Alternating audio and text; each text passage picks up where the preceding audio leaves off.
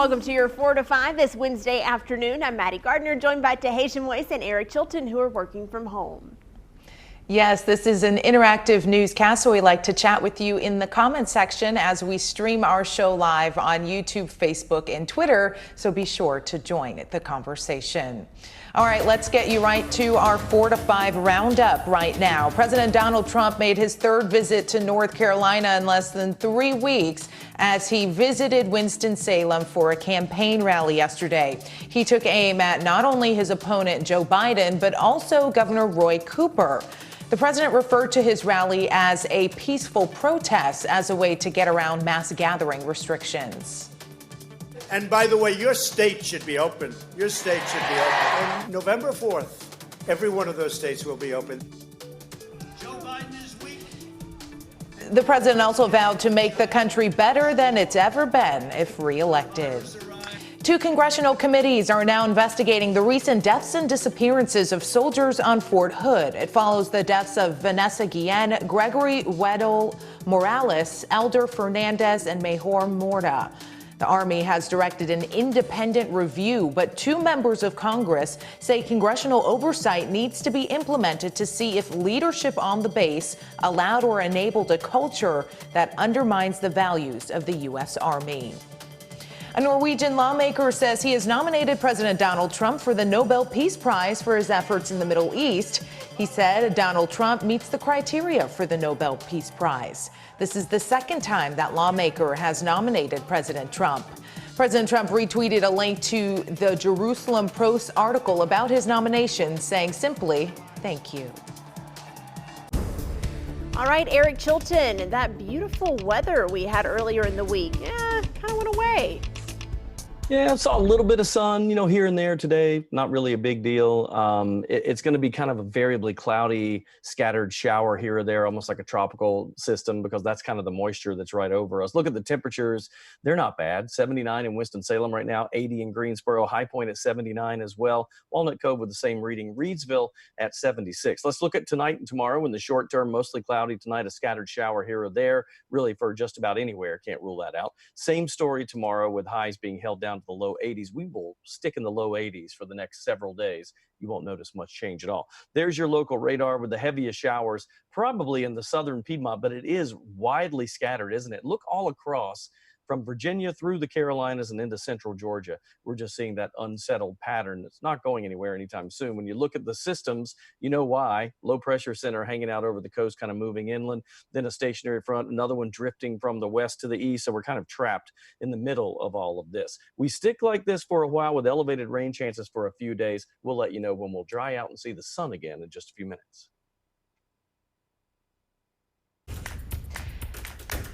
For the past 6 months, you've heard a lot about COVID-19, but let's talk about the flu. So flu season peaked between December and February, but we know we can start seeing cases as early as October and as late as May. So is it too early to get a flu shot, and will it last through the spring? Dr. Stacy Blythe with Cone Health Medical Group's LeBauer Primary Care says get a flu shot and get one now, and yes, it's partially because of COVID-19. So you're right, we're all worried about the late spring. But right now, if I'm just being a betting man, I guess I would say, I want to play my hand up early because I am very worried about the confluence of traditional coronaviruses start to tick up in the fall. COVID's a different animal, and yet it's still in a family of viruses that tend to start to hit us in early fall. So we want to act like that's what it's going to do. Okay, let's talk about that a little bit more. COVID-19, the virus we've all been dealing with for months, is part of a family of viruses called coronavirus. And you've likely had one. Dr. Blythe says it's what we consider the common cold. And we know those peak during cold and flu season. So Dr. Blythe is expecting COVID-19 to also behave that way, and we might have an uptick during the season. That's why it's important that we do what we can to protect ourselves from the flu so we don't have to deal with that on top of COVID-19. Since we don't and probably won't have a reliable COVID vaccine for at least several months, we need to cover what piece we can just so people are less compromised. So the message is get a flu shot. Dr. Blythe says the flu is serious, it can be deadly, and COVID-19 is 10 times more deadly than the flu. Your primary care doctor should have doses of the flu shot right now. You can also find them at pharmacies and the health department. Dr. Blythe says the CDC ordered extra vaccines this year, knowing more people would need access to them. And since we're talking about COVID-19 and the flu, you might have heard about a new dual test from LabCorp that can test you for both at the same time. I have what Dr. Blythe had to say about that on WFMYnews2.com. AstraZeneca is pausing coronavirus vaccine trials after a volunteer experienced an adverse reaction during their trials. Researchers are now investigating to see if the patient's reaction is linked to the vaccine. The company did not release the exact details of whatever side effect that person had, but called it a, quote, potentially unexplained illness. The pause in research covers U.S. trials in other countries. The incident is believed to have happened, though, in the United Kingdom. Dr. Anthony Fauci says AstraZeneca did the right thing in pausing their trials and says hopefully they can move ahead with caution in trials. It's an adverse event that's related to something else that just happened to have occurred during the period of time that the clinical trial was on. Dr. Fauci adds the company must presume the adverse reaction is linked to the vaccine. That's why they have to investigate. Researchers hope, though, this investigation will move quickly without causing a major delay in trials. You know, you probably heard lately about the fan cutouts that are going in football stadiums since no one's allowed in there. So some former Wake Forest students have taken a new approach, the surprise they are planning when the 4 to 5 continues.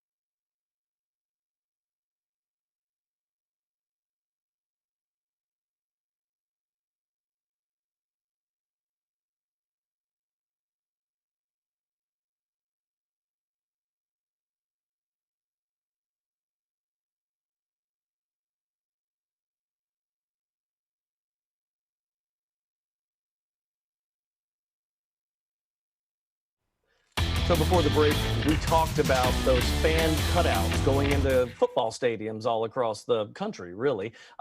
Wake Forest is doing the same thing, but this week is huge for them. ESPN's College Game Day is coming to Wake Forest. They're playing Clemson, pretty big game this Saturday. Wake has a program where you can buy placement of your fan cutout as a fundraiser for them. I found one man who was doing this, but doing a little bit differently than most. Here's my chat with Zach Shute.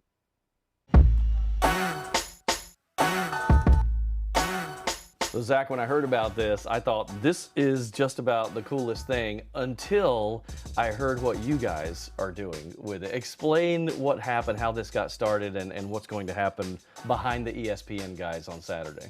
Yeah, so recent graduate of Wake Forest University, a group of guys in my fraternity and I decided to pay for premium seating for one of our fraternity brothers to have a cardboard cutout of him, hopefully posted behind the college game day guys, or at least on ABC national TV for the Wake Clemson game this Saturday. And we just found one or two of the most embarrassing photos of our fraternity brother that we could find. The kicker to all of this, because you and I chatted before we started this interview, tell him, does he even know this is going to happen?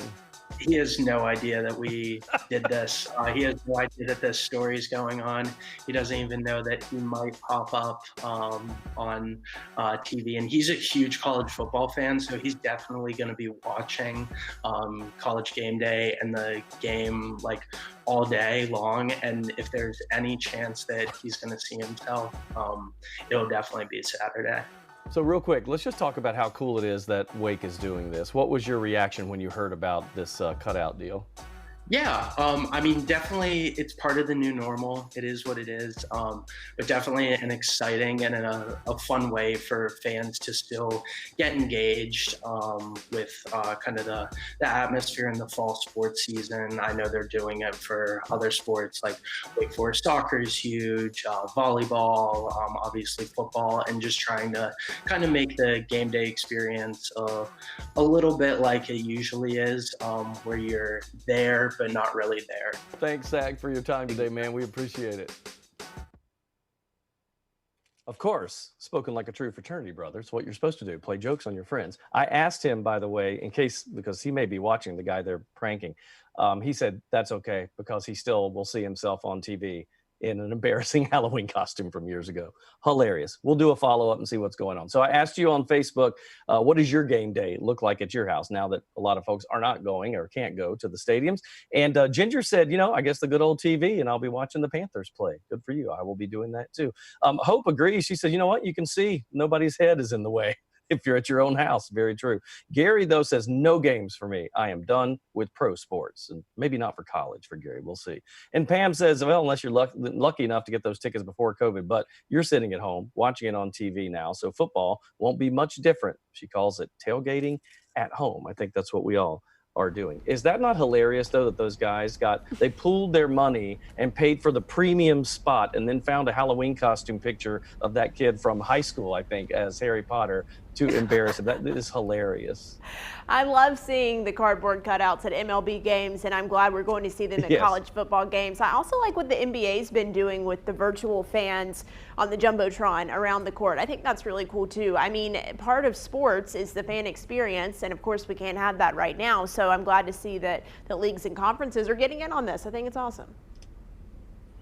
I just think how weird it is as an athlete to be playing in these arenas and stadiums where there are no fans, or you hear the fake fans. It kind of just feels like a laugh track to me, you know, if I were like watching a sitcom, just to hear fake noise in the background of this game. Yeah, it is interesting. And as far as I've seen with a lot of colleges, the cheerleaders are still going to be on the field. So it's the first time you'll actually be able to hear the cheerleaders in huge stadiums. Usually they're drowned out by the fans. Of course, I'm thinking of that, right? Well, they're cheering to cardboard cutouts too. That must be different. I know, which brings up a whole nother set of issues. I tweeted about this the other day. What happens to the cardboard cutouts in between games? Like, where do they go in the interim? Is there a warehouse full of like torsos on these campuses and in these ballparks? I want to know what that looks like. They should go back to the owners. Nobody wants their image floating around somewhere because who knows what they could do with it. We'll see. All right, what do you think about this? Cardboard cutouts, are you tailgating at home? What's the game day experience going to be like for you? Of course, this is interactive, so we want to hear from our people out there. Use the hashtag 4 to 5 and join our live streams.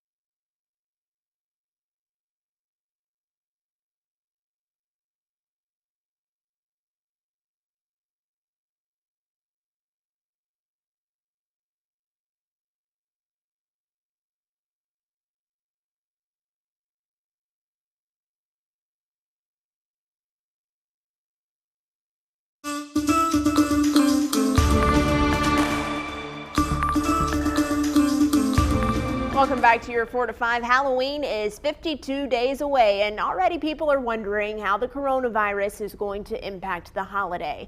In California and LA County, they're banning trick-or-treating, parties, carnivals, and haunted attractions. So my question was, what's allowed? Turns out it's online parties, drive-through attractions, car parades, and pumpkin carving.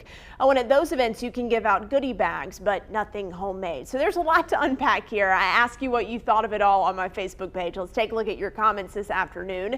Becky York said, tough question. No parties perhaps, but local neighborhood door-to-door trick-or-treating might be okay.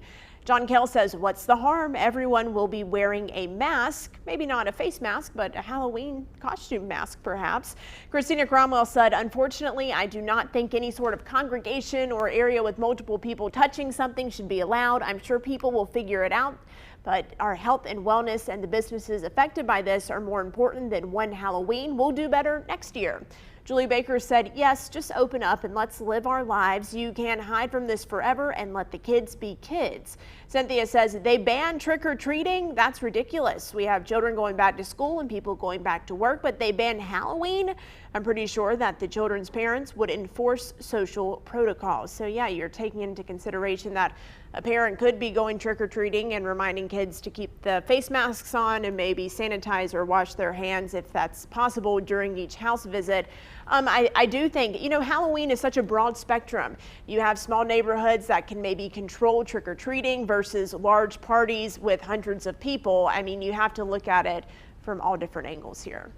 Yeah, I think you're right, Maddie. Like the little microcosm of the small neighborhoods, they could probably handle that. Plus, a lot of the costumes have gloves, you know, built in, so the kids would be safe with that. And I know that some people in our neighborhood already said they're going to make little goodie bags, so they're pre-wrapped and packaged, and then you just take one. So I think there's a way to do it and be safe. I sure would hate to see trick-or-treating gone for my kids, I can tell you that. I wonder if the goodie bags this year will include hand sanitizer. Like you'll be that house. Instead of giving out toothbrushes, you're giving out hand sanitizer.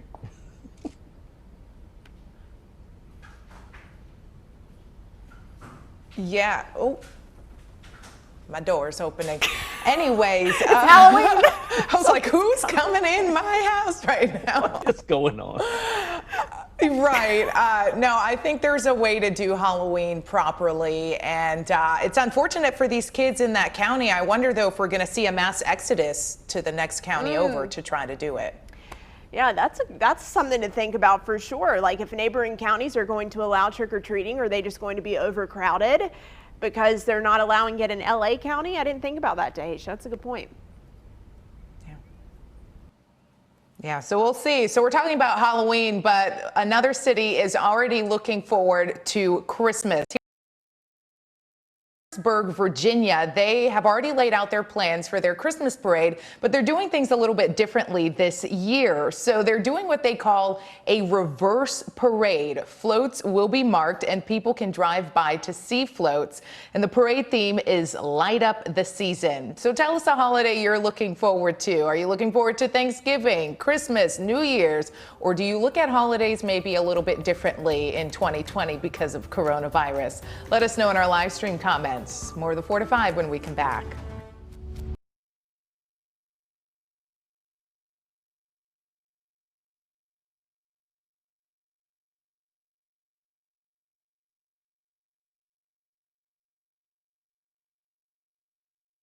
Rights organization.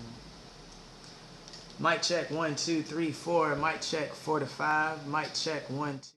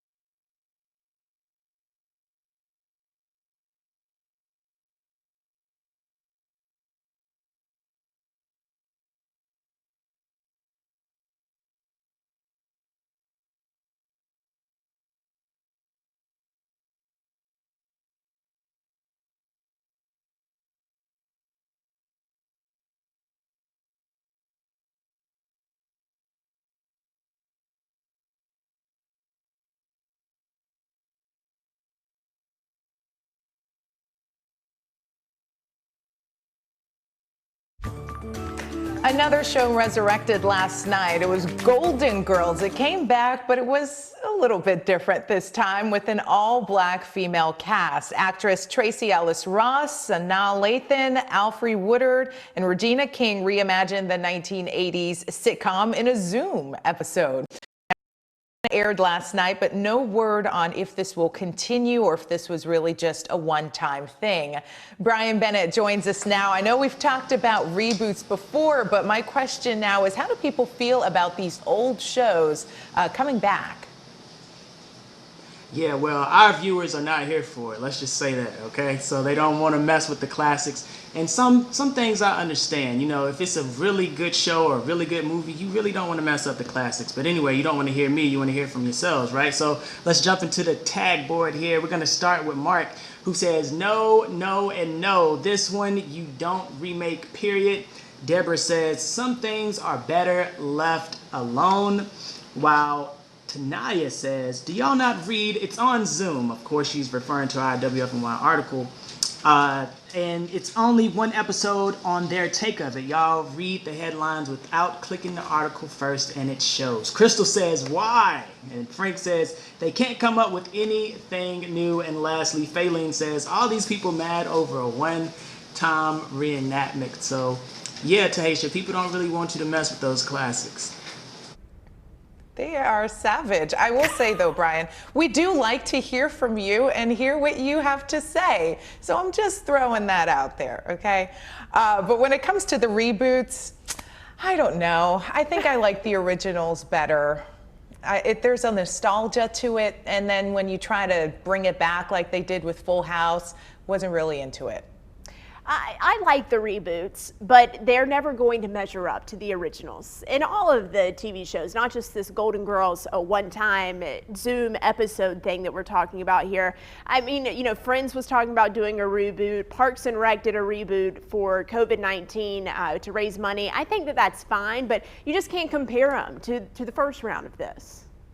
No, that's true, and I can handle one. I'd like to see, you know, one is fine to see what their take on it is, but if you try to do that as a series, I mean, good luck in trying to make that match up. Now, the viewer that said nobody comes up with anything new and everything fails, that's not necessarily true because, yes, The Office was originally a British show, did pretty well in the U.S., and All in the Family was a British show originally that killed it in the 70s, so sometimes reboots work well. I like that. All right, well, share your thoughts. 4 to 5. Use that hashtag. You know where to find us. We are live on Facebook, Twitter, and YouTube. Eric, this forecast, though. Yes, well, we'll talk tropics for a minute because this is something everybody's watching and you're thinking like, you know, the paths look a little concerning with one, but it is early in the game. Let's go ahead and show you what's happening. Paulette here, by the way, that's Paulette and Renee in the same picture. They are that close. If you look at the forward track of Paulette, and that's really all we're concerned with, isn't it? It still holds its own as a tropical storm, even into Monday, but you see it's headed toward the central parts of the East Coast, but that's, again, very early to make any call. Renee looks less impressive. It may just temporarily be a Category 1 by Friday, and then it makes a turn more to the North Atlantic where the cooler waters should eat that up. 70 degrees for our low tonight, mostly cloudy, scattered showers. Hey, that scattered shower thing is going through the weekend, folks. 50% chance, highs between 80 and 82 all the way through Sunday. By Monday and Tuesday, we start to dry out a little bit, but we cool down. Boy, it looks fall-like. Tuesday and Wednesday, upper 70s and clearing.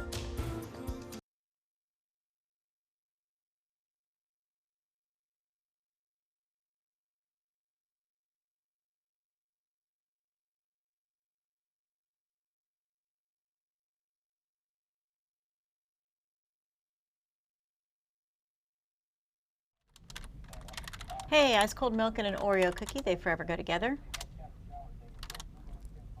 Yes, sir. 1A, camera 3. Yep. Thank you.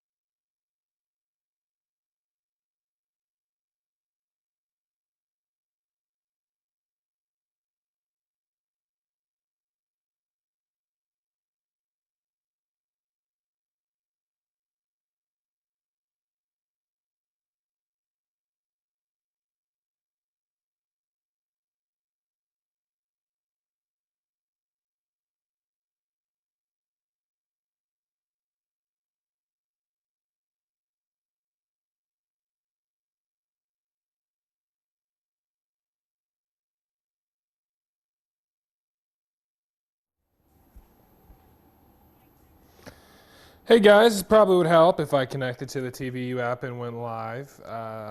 Forgot about that. You think I've been doing this long enough, but hey, we got it up in time.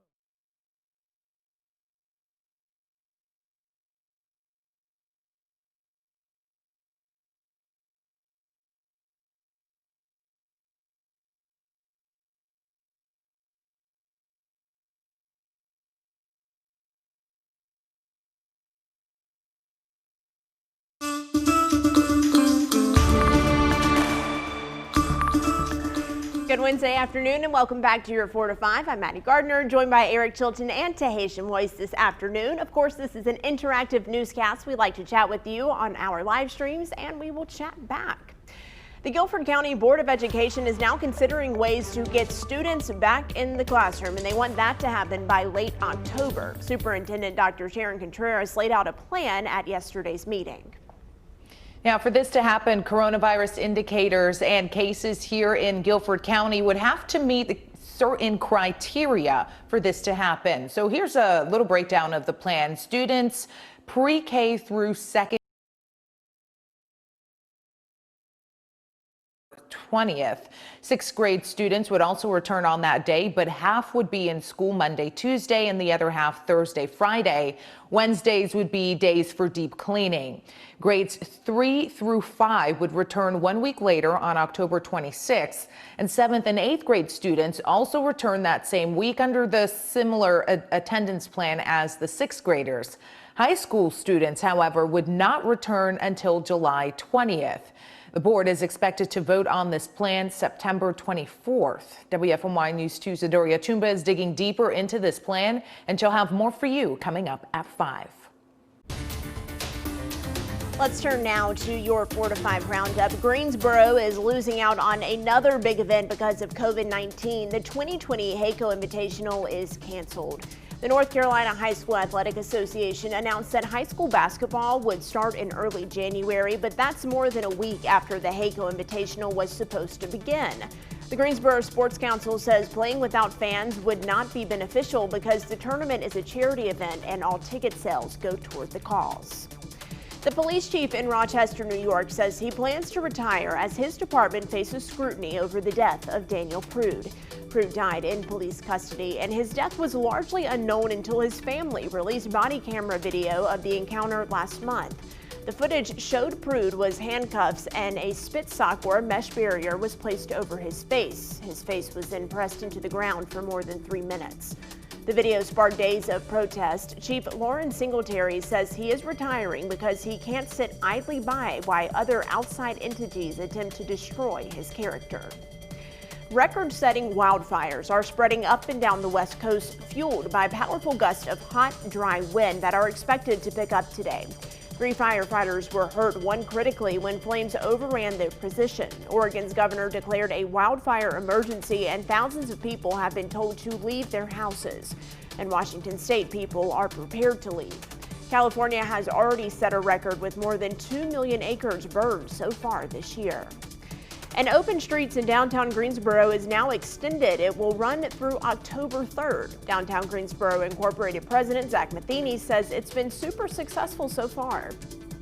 You know, when you got businesses saying thank you, thank you, thank you, and you got community, folks that are patronizing these businesses send us notes and emails that we can share with the city, it made the decision to extend it real easy. It starts Friday at 6 and Saturday at noon on Elm Street from Market until Lewis Streets. Greensboro police are searching for a man wanted for first-degree murder for reportedly shooting a woman and then running her over at an intersection at Gillespie Street and East Market Street. Now, there's a warrant currently out for John Mitchell for first-degree murder. Police were called to that intersection on August 11th around 1:40 in the morning for a hit and run. She was taken to the hospital, but she later died, leaving behind 2 children. These babies are left here to, try to figure out life and, without their mom. I mean, this monster, he's taken so much from us. If you know where Mitchell is, call Crime Stoppers. WFMY News 2's Jess Winters is digging into the connection between Mitchell and Minor. You can learn more about this case coming. In other news, a Greensboro bar owner is facing charges and lost his ABC license for a fight that led to a fatal shooting. Now, according to the Alcohol Law Enforcement Division, the fight started inside Ambiance Event Center on Teague Street, and the fight ended up in the parking lot. Keith Edwards was shot and killed during that fight. A homicide investigation is still underway right now. In the meantime, ALE special agents found a permit holder, or the permit holder. Lawrence Chandler was not overseeing the event center the night of the shooting. So Chandler was charged with failing to superintend licensed premises and unauthorized possession of spirituous liquor. Chandler voluntarily surrendered his ABC permit, and earlier this year, Ambiance Events Center was issued a written warning for violating Governor Cooper's executive orders. Virginia's House of Delegates voted to approve a bill that makes it easier to sue police for misconduct. If this becomes law, it would end what's called police immunity, and that protects police officers from liability. The bill will now move to the Senate, but senators previously rejected a similar piece of legislation during a special session. Hey, let's talk about something very exciting. That would be the return of the NFL. I, for one, am very pumped. And with that, the Carolina Panthers are coming back. They kick their season off this coming Sunday. Our very own Luke Liddon is live right now with a look at the team's expectations. Everybody's pumped up, Luke. Yeah, Eric, it's crazy to think the NFL season debuts tomorrow night with the Panthers taking the field just a few days later. You have your fantasy lineup set up, right? I sure do, all three of my teams. As for head coach Matt Rule, he hopes his starting lineup will just play at a very high level like he's seen recently in the Panthers training camp. Now, Rule has talked a lot about matching that intensity in their practices compared to an actual game. This year's roster is a mix of many young names and rookies, along with some veterans mixed in, and he believes that will create a positive difference come Sunday. From all that anxiety and you know, like what felt maybe chaotic to them at first, I think that they've really worked hard at it. They've really been open-minded. I think they've really bought in. I'm anxious to see them go to the games, and I think the biggest challenge for us is, you know, to get out there and to play in the game the way we do in practice. If we do that, then I think we'll play well.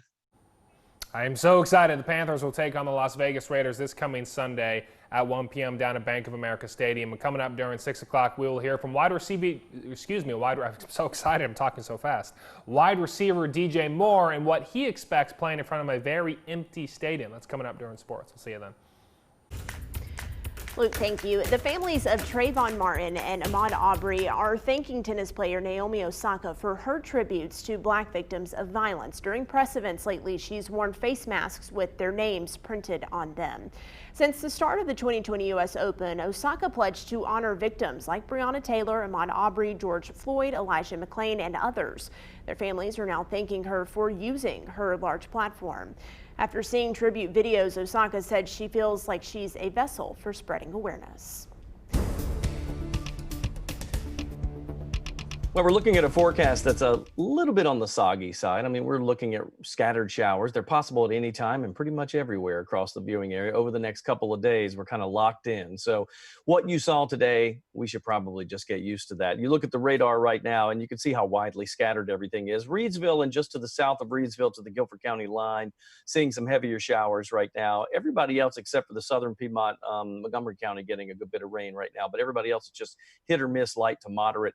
Not going anywhere for a while, folks. We better settle in. Notice the stationary front over the coastal sections, plus that low pressure center moving in, plus another stationary front back to our west, and all that kind of converges over the Carolinas over the next few days. So that spells out a 50% chance of rain for us every day through the weekend.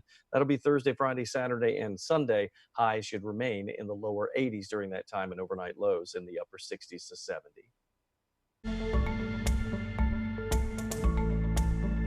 We got the clock going because there's a time and a season for everything. It sounds like a song. Right, it does, but yeah. I'm wondering if you're back on hating pumpkin spice everything. Okay, I do hate pumpkin spice everything, but for the record, I am not being down on the PSL people. You like it. Okay.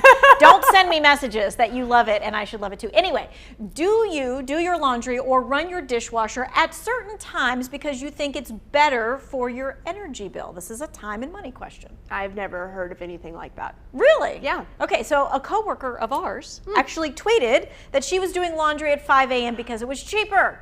Come to find out, Maddie Gardner, it can be.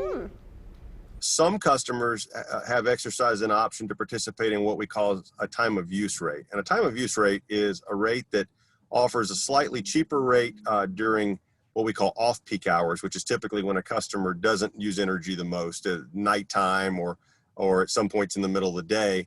And then on peak are those times of day when customer demand for energy is highest. And so the customer pays a slightly more expensive rate. All right, so how much cheaper is it to be time of use? The standard use rate is 9.3 cents per kilowatt hour. Coming up at 5 o'clock, I'm going to take a look at some of the use rates and the peak times so you'll know if you want to sign up for it or not. Hey, in case you missed it, new evictions protections went into effect at the start of this month. But this time, if you, the tenant, needs protection, well, you have to find a form and you have to make sure that all these 7 things are true on that form. Then you have to sign it and give it to your landlord. How do you get this document? What happens if you don't get it?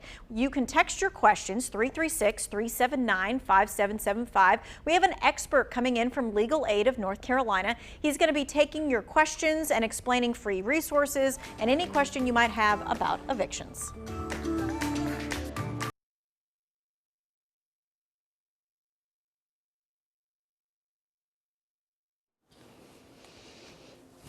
Any better this time? Hello, mic check, 1, 2, 3.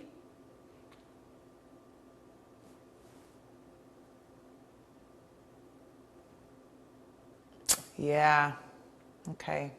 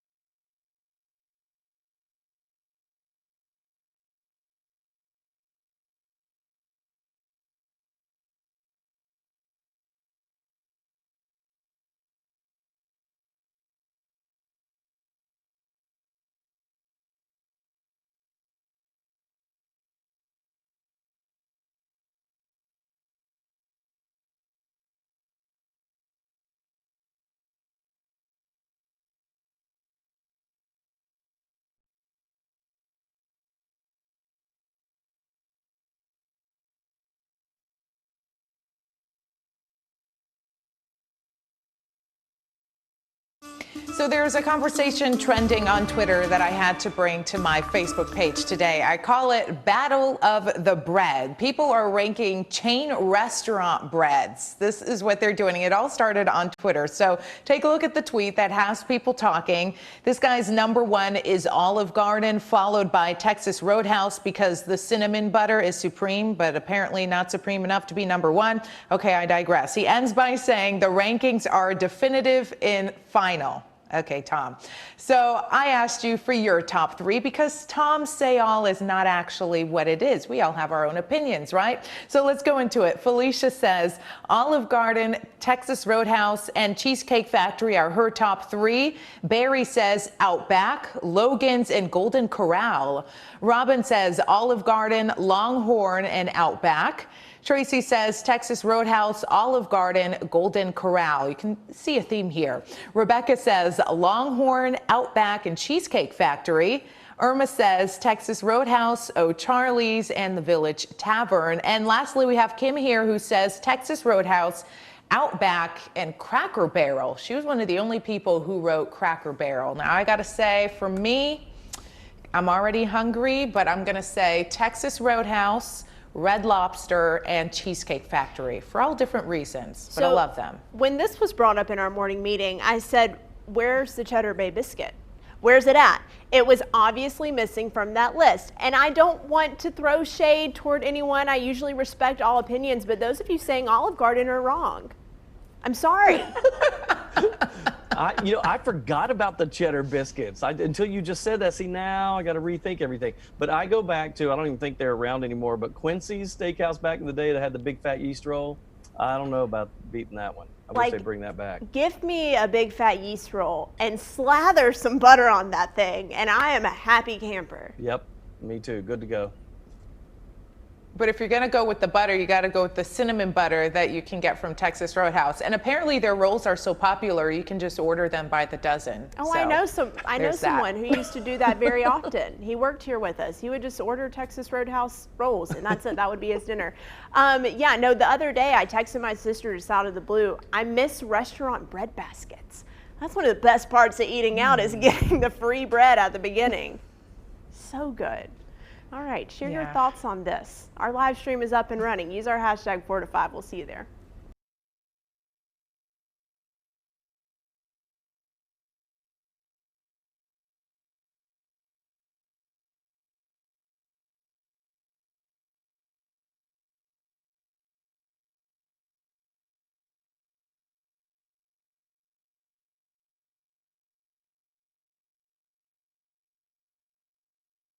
Gardener. I don't know if it's that people like the Olive Garden bread or it's just a matter of they can eat all they want. Maybe that's how people are getting confused. Bring me up. Julie, can you hear me? It might be the all-you-can-eat aspect of that, and I respect that. But they're not good. They're all right. They're all not right. good. But like the okay, you're gonna die. I have never had a Cheddar Bay biscuit. All right, we're going to Red Lobster. We'll get takeout. I'll bring it back to the newsroom. You need to try that. I've heard good things. I just haven't been. They used to come on Weekend Good Morning Show, and they would bring the Cheddar Bay biscuits, and Ed Matthews and I would have a heyday. Did they bring lobster? That too. I respect Olive Garden, but the breadsticks. It's the all-you-can-eat part. They're microwaved. I'm sorry. I'm gonna get shade. You're gonna get some hate. I'm sorry, everyone. I stand by what I said. I said what I said. It's okay. Weigh in, Facebook. Let us know.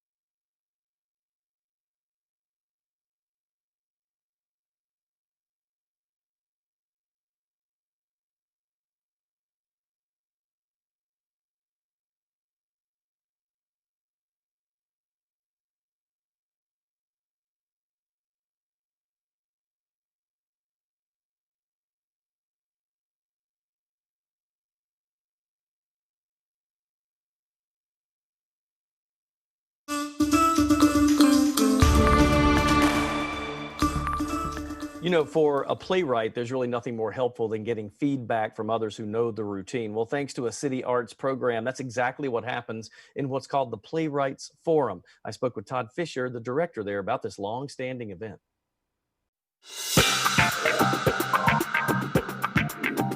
So Todd, this program has been around for a while, but there's a reason that it's still going because it's super beneficial. Explain to people that aren't familiar with this what this Playwright Forum is all about. Sure. The Greensboro Playwrights Forum was started in the early 90s as part of the City Arts Drama Center, which we are now Creative Greensboro. And the main purpose was to give living playwrights an opportunity to hear their work and also see their work on stage. So although there are other groups like the Playwrights Forum across the country, we were one of the few, and still one of the few, that specifically has our group come together to not just see and hear, but to present these playwrights' works, which we do up to 3 times a year. I would assume if you're in one of these workshops, there's lots of back and forth. And you say even actors are in there and directors, that type of thing. So really, it's a big thing. Absolutely, yeah. Folks from all walks of life, really. And we have some people that don't bill themselves as anything when they come in the door, and then later we get them involved, and they gradually become playwrights or actors or directors. But yeah, it's a big hodgepodge of people from different literary arts and theater arts that come together. Some just to hear and listen, new works being created, other people that want to connect and network, maybe meet some new directors or people producing other works as well.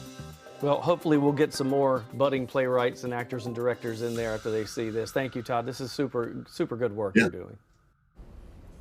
It's really cool, and if memory serves, I think the next one is tonight at 7 o'clock, so a little more than 2 hours away. If you want more information for this, of course, the story's on WFMYnews2.com. I think this is great because I love the arts, and when these guys come together, he said some people get in there and they really don't have an idea about being an actor or a playwright. They just want to see what it's all about, but they leave with a passion for one of those. Yeah, I think collaboration is key. This story just reminded me how much I miss live performances and live theater. I'm thinking back to Haysha to when we went and saw the Nutcracker this past winter. I know, and then I just keep getting the notifications that they're pushing back Cinderella. Yeah, so the arts, I miss them so much, but I love things like this where people can still get together and bounce ideas off of each other. I know it can be a little nerve-wracking to do that too, right? Like this is your baby, something you worked on, but it's always good to get, a couple other sets of eyes out there before you debut it to the whole world. Yeah, get those creative juices flowing. All right, let's talk about forecast. You don't have to be creative with this because it is what it is, right? We just deliver the info, and it looks like we've got showers on the way. Now, the radar right now, when you look at this, scattered showers, northern Guilford County, and really, it's just hit or miss all over the place, isn't it? I'm gonna go out to a wider shot so you can see just how widespread this is. A system off the coast, low pressure, is moving inland. Then we've got a couple of stationary fronts just kind of meandering around the mid-Atlantic states, and that just creates a lot of instability. So these on again, off again showers could be heavy at times. We'll just add up little bits every day. And Tim and I were speaking yesterday, you might get 1 inch to 3 inches if you average everything out, add it all up over the last day and then going ahead all the way through our weekend. Again, it will hang around for a little bit with that low pressure there. Long range forecast is pretty simple. 50-50 shot of rain through the weekend, highs low 80s. Next week, the rain chances drop 40% Monday and 82, but cooler, clearing, hello fall, upper 70s for highs and clearing for Tuesday and Wednesday. I'm Stacey Spivey, and here's a look at what's trending online in your social snapshot. A North Carolina cheerleader will be featured on a billboard in Times Square this weekend in New York City. It is in honor of Down Syndrome Awareness Month. Times Square will be featuring people of all ages with the disorder, and this 17-year-old named Marley from Hickory will be in the spotlight. Marley's photo was one of the photos chosen from thousands of entries. Congrats to Marley. And we'll be cheering on the Panthers this weekend. They're already celebrating football season on social media with some GIF fun, sharing that you can now use these GIFs of their players. People were commenting on the Twitter account, and the Panthers account was responding with hilarious GIFs. There's Curtis Samuel, and then a fan asked who's the best running back in the league. The Panthers answer with a winking Christian McCaffrey, and at Nurse Lowe saying she misses them so much. Their response, Troy Pride Jr. saying, we miss you too. And don't forget, you can watch the season opener right here on WFMY News 2, your official station of the Carolina Panthers. And that's a look at your social snapshot. Coming up on WFMY News 2 at 5 o'clock, Guilford County school leaders are considering ways to get students back into the classroom by late October. We're digging deeper into their ideas and when a decision will be made. That's next on WFMY News 2 at 5.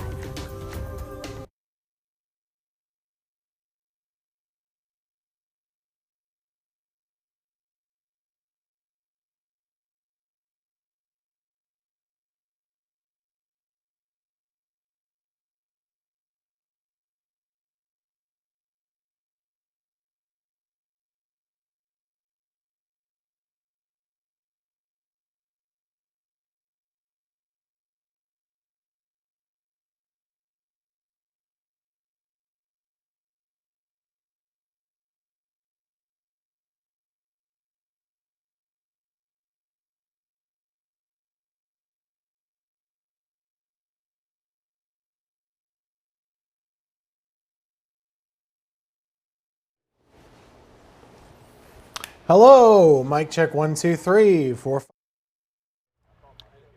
Hi there, Alabama, Alaska, Arizona, Arkansas. Callie, it's Callie.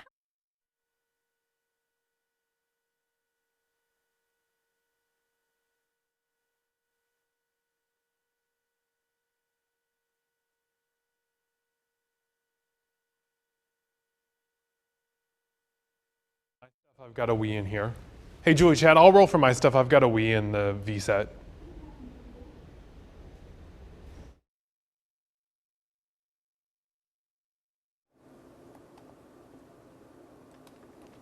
Is it any better? You won't know that it's not working until it doesn't work. That's how it ends up.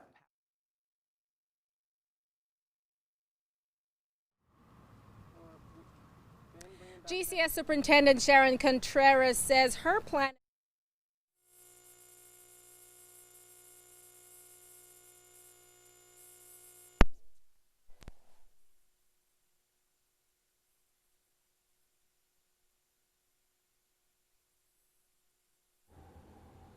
You got, yeah, I heard you. I was just showing you that I was turning the mic on. Mic check.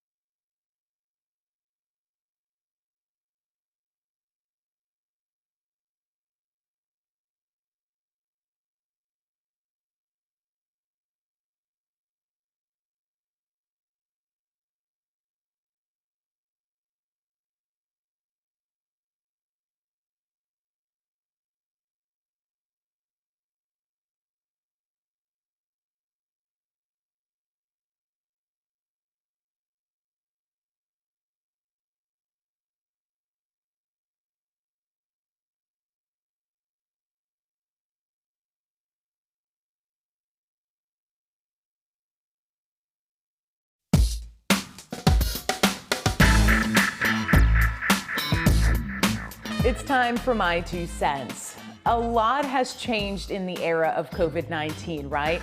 We stay away from each other as much as possible. We're reminded to wash our hands all the time, and we can't forget the masks. But what I found over the last few months is that people are getting creative, and I love it.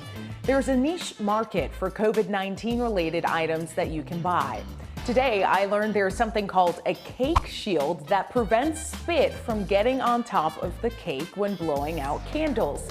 Considering I never really liked the idea of people blowing their germs on cake I'm about to eat, I'm for this contraption.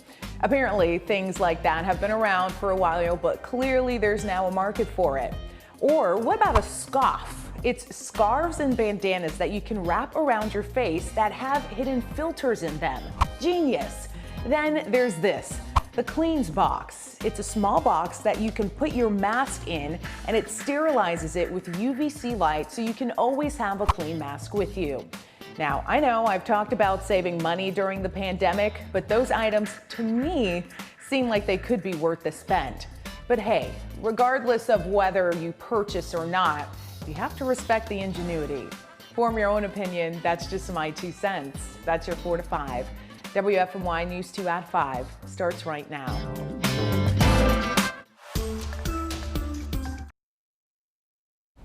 A High Point 10-year-old is out of the hospital after a driver hit him while he was picking up a school lunch. The latest on the search for the hit-and-run driver and what you can do to help coming up.